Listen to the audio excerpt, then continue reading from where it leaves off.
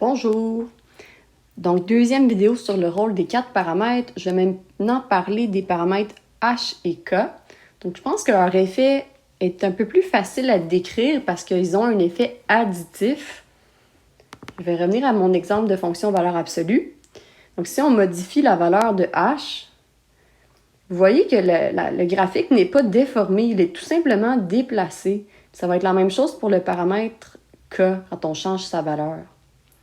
Alors, plus spécifiquement, si je déplace seulement, ou je change seulement la valeur de H, ce qu'on peut voir, disons que je mets le H égale à 3, bien, c'est que tous les points de la fonction de base ont été déplacés à l'horizontale.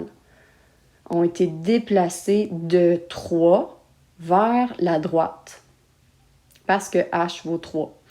Si on donne une valeur négative à H, disons moins 5, bien là, B1 a reculé de 5, B2 a reculé de 5.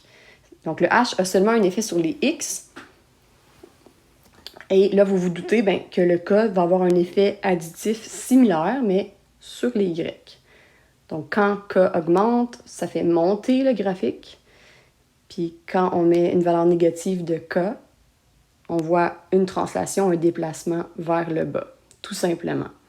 Okay? Puis, puisque le déplacement affecte tous les points du graphique, ça ne déforme pas le graphique, ça fait juste le déplacer. C'est pour ça que l'effet est assez facile à voir. Alors, si on revient au résumé, vous voyez bien, selon la valeur de H et de K, qu'est-ce qui arrive au graphique.